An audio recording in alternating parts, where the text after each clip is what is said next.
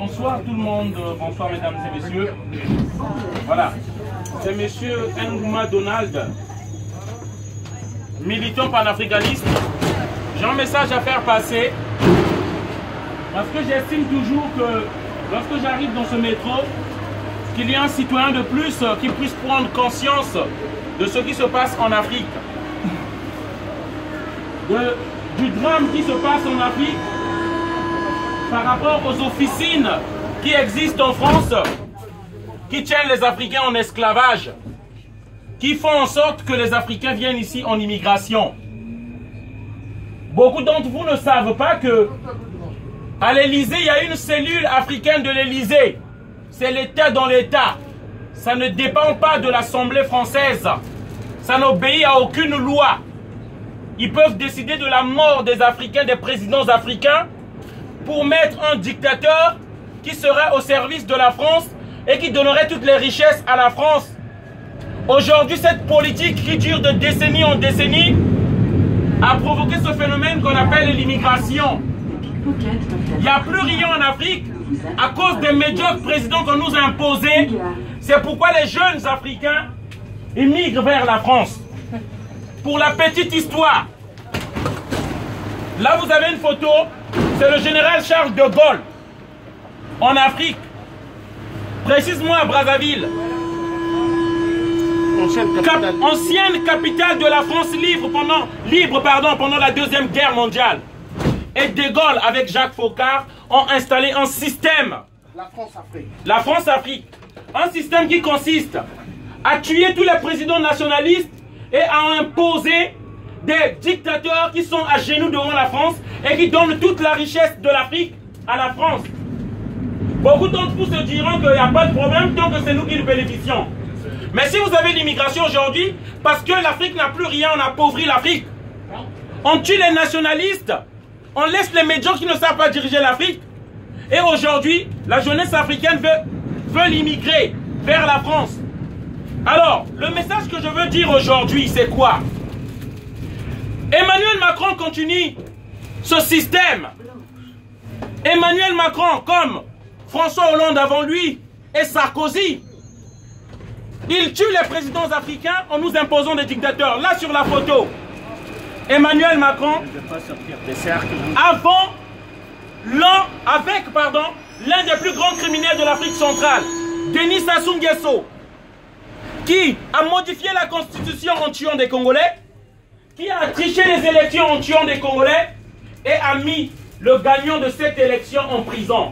Et là, la France dit-on, pays de liberté, pays de droits de l'homme, qui soutient tous les dictateurs. Macron soutient Sassou Nguesso, un dictateur 34 au pouvoir. La photo derrière des sons. Macron soutient Ouattara. Voilà. Qui est au pouvoir.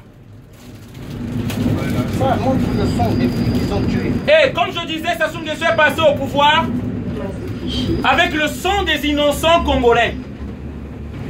Et donc, les personnes que vous voyez mortes ici avec du sang, c'est ce monsieur qui les a tués. Là, avec Macron.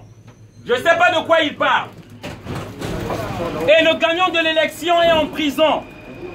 Jean-Marie Michel Mokoko. Et Macron s'affiche avec des dictateurs sans honte. Macron traite avec des dictateurs sans pourtant parler des droits de l'homme, sans pourtant parler des prisonniers politiques. Ce monsieur-là a détenu arbitrairement un président démocratiquement élu au Congo-Brazzaville au nom du général Jean-Marie Michel Mokoko. Et, pardon, excusez-moi, la France silencieuse qui ne veut pas parler de ces abus-là, indirectement nous sommes complices. Parce qu'aujourd'hui, lorsque nous avons notre cacao à 1 euro ou à quelques centimes, c'est parce qu'on nous maintient ces dictateurs-là en Afrique afin qu'ils maintiennent ces prix-là. Sinon, la boîte de cacao, vous l'achèterez à 4 euros. Sinon, la boîte de cacao, vous l'achèterez à 3-4 euros. L'essence, le litre de l'essence, vous l'achèterez peut-être à 3 euros si l'Afrique donnait ses prix elle-même. Mais on veut nous imposer des dictateurs afin que vous ayez tout cela à bas prix. Et ici, en fait, on vient dénoncer cela, ce système-là qui continue. Avant Macron, là, c'est toujours Denis Sassou Nguesso, ce criminel-là, reçu par Nicolas Sarkozy. Et ça continue. Tout le temps, c'est comme ça. Un système imposé par De Gaulle. Aujourd'hui, nous, les Africains, on ne veut même pas une statue de De Gaulle en Afrique. Parce que c'est lui qui nous a imposé ce système criminel. Que perpétue les Sarkozy, que perpétue les Emmanuel Macron, qui tuent nos mamans sans armes, qui veulent juste militer. Voilà. Qui maltraitent les Africains afin qu'ils viennent en Europe. Aujourd'hui, pour terminer, Laurent Gbagbo, emprisonné simplement parce qu'il a voulu il n'a pas accepté de se soumettre à ce système qu'on appelle la France-Afrique. Ce système-là qui veut que les présidents africains deviennent des marionnettes et obéissent à l'Élysée.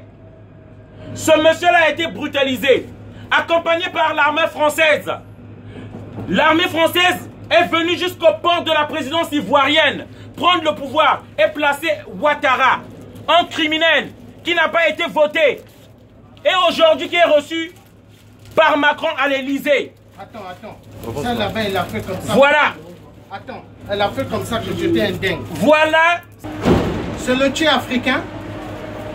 Ma mère, elle est d'ici. C'est une blanche. Je suis un métis. Mon père est du Congo-Brazzaville. Et ici, je suis connu par toutes les autorités françaises. Vous avez des smartphones.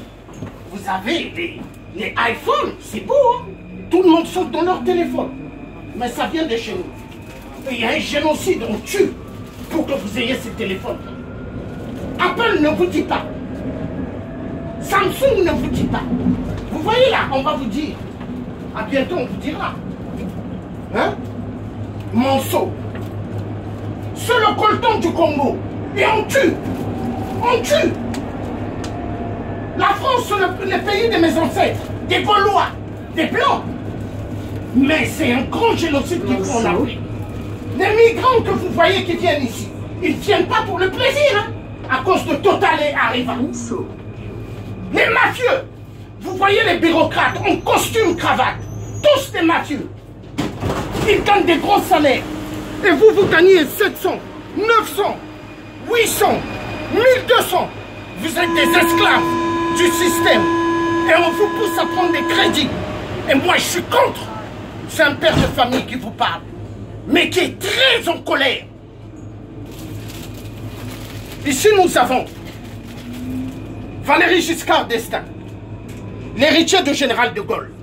Bokassa, l'empereur de Centrafrique, qui donnait sa femme chaque vendredi à Valéry Giscard d'Estaing, qui demandait la femme à Bokassa. Oui, les diamants. Et ici, vous avez Jacques Chirac. C'est la continuité. Quand vous entendez Jacques Chirac qui a dit, peuple français, vous avez de l'argent dans vos porte-monnaies, mais la grande partie vient de l'Afrique. Il n'a pas tort. Et ils ont traité de Chirac qu'il était malade. Il n'est pas malade. C'est la vérité. Ce que vous avez dans vos porte-monnaies, ça vient de l'Afrique. Le pétrole. Oui, le pétrole, le diamant, l'uranium. L'uranium vous sert à avoir l'électricité. C'est beau, hein? Regardez le métro, les ferrailles. Est-ce qu'en France, il y a le fer? Ça vient de chez nous. Du pays de mon père. Pas du pays de Gaulois de ma mère. Ma mère, c'est une blanche. Un métis qui parle. Et ici, je suis connu. Hein? Et j'ai le droit de parler. Parce que vive la France. Liberté, égalité, fraternité, comme on dit. Mais ça sort de la loge de France.